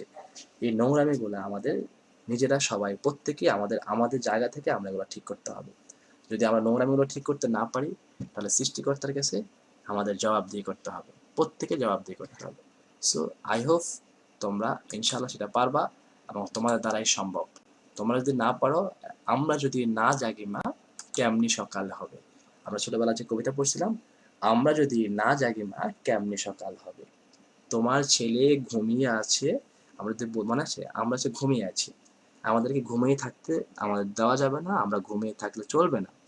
আমাদেরকে ভালো কিছু করতে হবে, মানুষের জন্য কিছু করতে হবে, সমাজের জন্য কিছু করতে হবে, নিজের জন্য কিছু করতে হবে, রাইট? একসাথে 24 ঘন্টাকে তুমি তোমার মতো করে তৈরি করো। 24 ঘন্টাকে তুমি অ্যাটলিস্ট চেষ্টা করবে যেভাবে হোক, এটাকে তুমি কমপক্ষে 6 থেকে 7 ঘন্টা ঘুমাবা, বাকি সময়টা রুটিন করে চলবা। জীবনে কোনো পরীক্ষার জন্য পড়াশোনা করো না, নিজের জন্য পড়াশোনা করো। জীবনে পরীক্ষার জন্য অথবা আজকে কোনো রকম বেঁচে গেলাম এরকম করে কোনো কিছু করো না, যেটা করো স্টেবল ওয়ার্ক করো, রাইট? টাকা পয়সা ইনশাল্লাহ অনেক হবে, টাকা পয়সা অনেক কিছু করতে পারবা, এটা নিয়ে কোনো প্যারা নেওয়ার কিছু নেই। আজকে টাকা নেই কি হবে, 2 দিন পর টাকা হবে, কিন্তু একটা সময় এমন হবে টাকা তোমার জন্য কাল হয়ে দাঁড়াবে, টাকা তোমার জন্য অভিশাপ দিবে টাকা, রাইট? ওকে। আমাদের 1 সেকেন্ডের কোনো ভরসা নেই। আমরা যে জাহাঙ্গীরনগর পরীক্ষা দিতে যাব, আমরা যে রাস্তায় যে কোনোদিন আর ফিরে আসতে পারবো, যে পথে যাব ওই পথে যে ফিরে আসতে পারবো, তার কোনো গ্যারান্টি আমাদের নেই। সৃষ্টিকর্তা যে আমাদেরকে বাঁচিয়ে রেখেছে, এর চেয়ে বড় বিগ অপরচুনিটি আমাদের জন্য পৃথিবীতে নেই। এই জন্য সবাইকে অনেক অনেক দোয়া, ভালোবাসা থাকবে। ইনশাআল্লাহ আমরা বেঁচে আছি যেহেতু, সৃষ্টিকর্তা আমাদেরকে বাঁচিয়ে রেখেছে, অবশ্যই কিছু না কিছু করার জন্য আমাদেরকে বাঁচিয়ে রেখেছে, রাইট? আমাদেরকে অবশ্যই কিছু না কিছু করার জন্য বাঁচিয়ে রেখেছে। আমাদেরকে আমাদেরকে অপদার্থ হিসেবে বাঁচিয়ে রাখে নাই। কিছু করব, হয়তো আজকে কিছু করিনি, দুদিন পর হয়তো কিছু করব, কিন্তু যে যেখানে পাই সেখান থেকে কিছু করবো। হয়তো একজন ভালো মানুষ হব, হয়তো একজন ভালো বাপ হব একদিন আমরা, অথবা একজন কেউ ভালো মা হবে, অথবা একদিন যে সফল একজন মানুষ হবে। সবচেয়ে দিন শেষে তোমার সফলতা তোমার সেলফ, অর্থাৎ হচ্ছে যে তোমার সেলফ ডিপেন্ডেন্ট, আত্মনির্ভরশীল হও আর সেলফ স্যাটিসফ্যাকশন হও। নিজের উপর একটা আত্মতৃপ্তিটা অনুভব করো, তাহলে দেখে ভালো থাকতে পারবা। ঠিক আছে? নিজের প্রতি অনুভূতিটা ভালো রাখো। অন্য কি বলছে, অন্য ফেসবুকে কি বলেছে যে অভিনন্দন জানিয়েছে, অনেকে তাকে সবাই সেরা বলছে, এটা জাস্ট সাময়িক। একটা বছর পর তাকে আর কেউ মনে রাখবে না। 1-2 বছর পরে সবাই জিজ্ঞেস করে তার চাকরির কি অবস্থা, রাইট? তখন আর বিশ্ববিদ্যালয়ের ভ্যালু থাকবে না।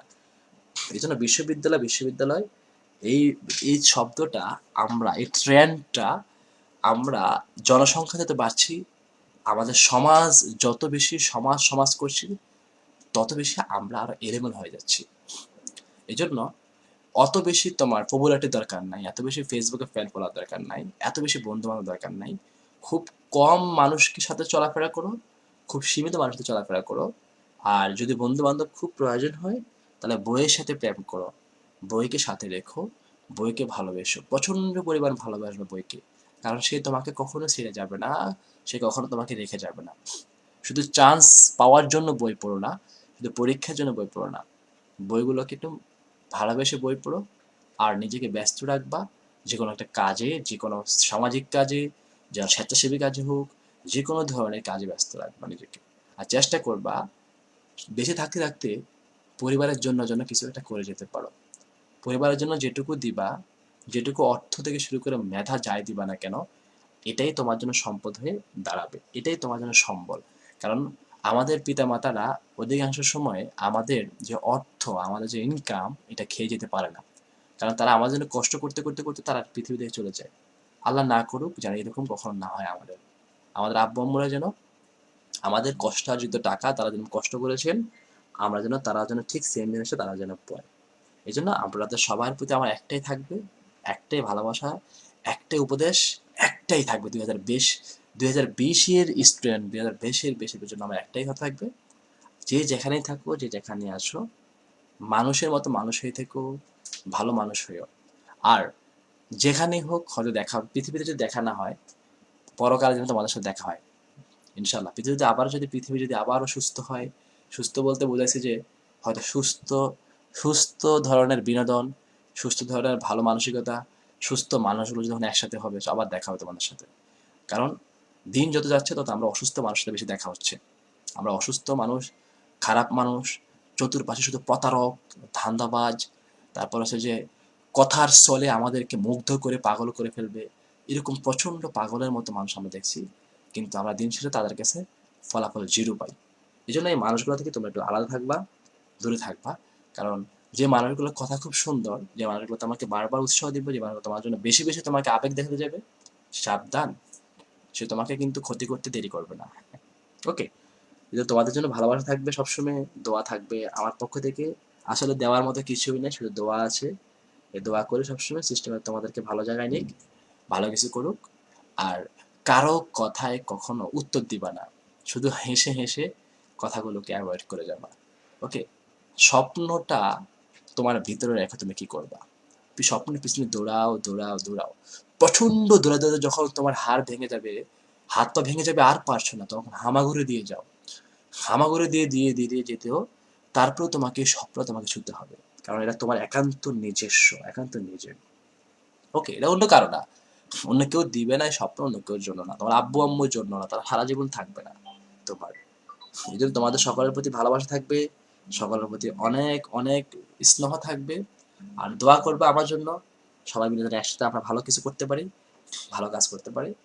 আর এই গ্রুপে তোমাদের যারা জুনিয়র আছে তাদের জন্য তোমরা কিছু অ্যাডভাইস দিবা, যে যে যোগ্যতা, যার যে যোগ্যতা আছে আমাকে বলবা, চেষ্টা করো তোমার যোগ্যতাটাকে ফুটিয়ে তুলে নেওয়ার জন্য। যেখানে হোক চেষ্টা করবো যেন বিপদ আপদ কোথাও পড়লে সবসময় সাথে আছি, সাথে পাবা। ধন্যবাদ সবাইকে, অনেক অনেক ভালো থেকো প্রিয় 2020-এর এই শিক্ষার্থীরা, এবং 2019-এর অনেকে আসে এখানে সেকেন্ড টাইম। ঠিক আছে, আল্লাহ তোমাদেরকে সবসময় ভালো রাখুক, সুস্থ রাখুক, এই কামনা করি। আল্লাহ হাফেজ, আজকে আমাদের এখানে বিদায়। থ্যাংক ইউ সো মাচ এতক্ষণ ধরে সাথে থাকার জন্য। আসসালামু আলাইকুম।